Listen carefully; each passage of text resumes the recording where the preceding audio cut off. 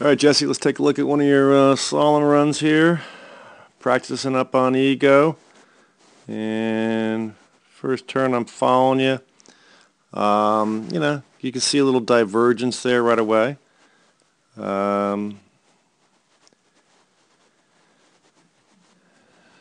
easy, but, what we were talking about was just trying to somehow, move this whole body in a little further.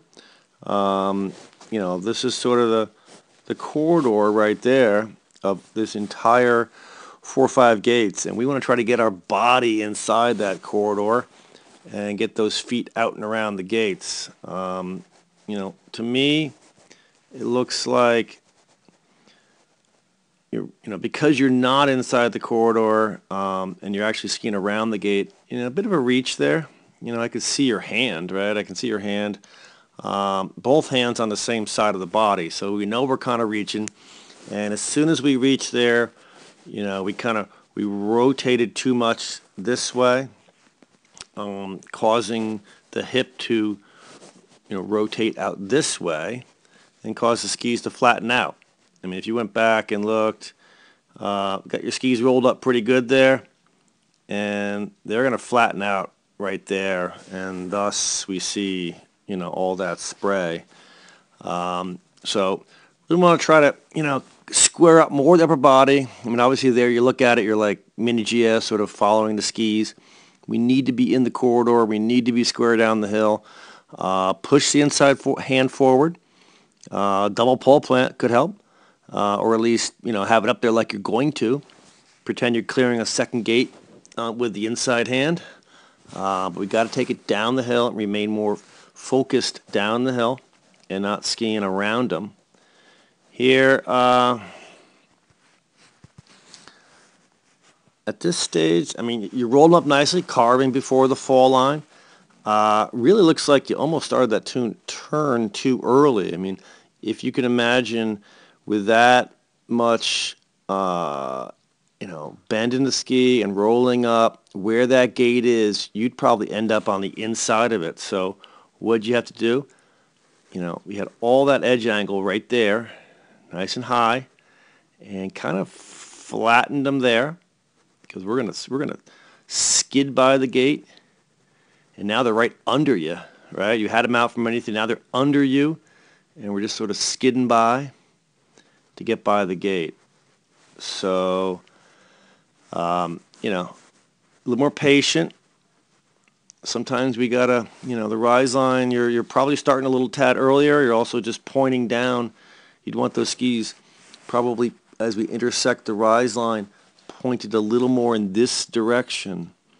So we give our feet some room to, arc around the gate while we hope to be going, more with our body down the hill here.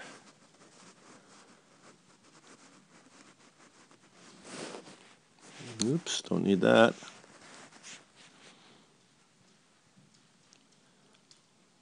Again, a bit of a reach. I can see the whole pole, but it's hard. I mean, you're outside the pole. We'd love to see you somehow, move in here a little bit with the upper body. So we are inside this corridor, taking it down the corridor and less skiing around the gates. Same here. I mean, you're so far outside that, you had to inside arm clear. Not sure why, but it led to, another inside arm clear. And maybe it was the ruts.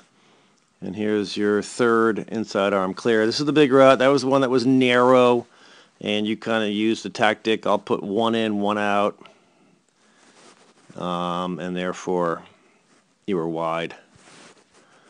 All right, hairpins. I think we've talked about these.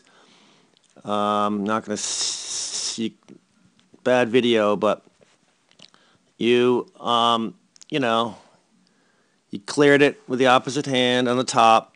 If you are not fast enough to clear it, the middle ones with changing hands, then you're better off. Here, inside arm clearing, and it's not a strong exit to the hairpin. you're kind of wide right there, right? We want to be closer to the gates.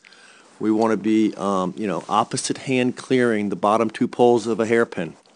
So if you can't alternate hands, if you're not quick enough, you want to inside arm clear the first. We should have come in here then with our right arm, not our left like you're doing. Inside arm clear the first top pole of a hairpin. Use that same hand. It's in position to clear the next two. It's a stronger exit, and we need stronger exits on hairpins. Where'd you go?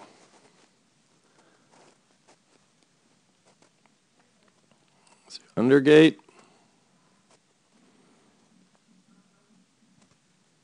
A little better when we come onto the flat.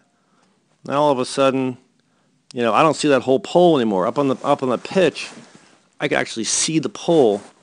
Now we got a little bit of our body inside, much better. Getting some of our body inside the corridor.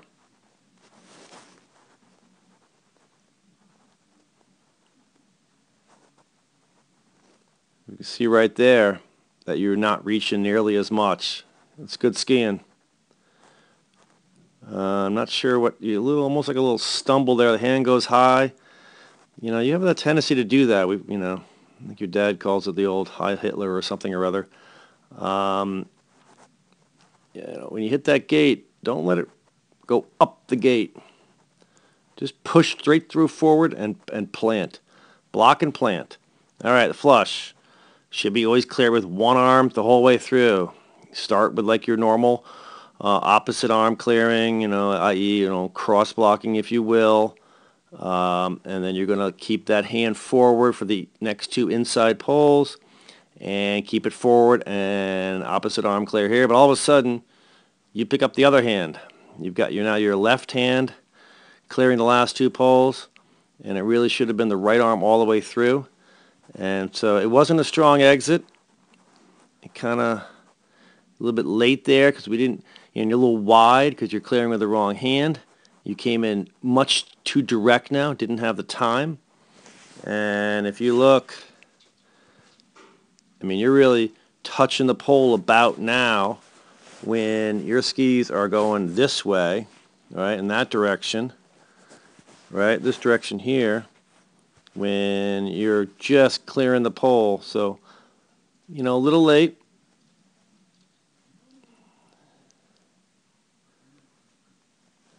There we go. So, as we talked about, try not to look at the gates on a corridor. Try to focus down the corridor. Your hand's going to find them.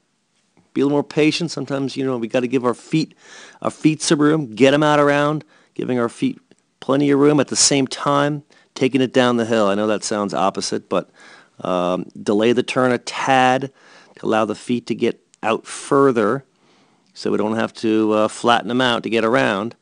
And they will arc around while you're taking it down the hill.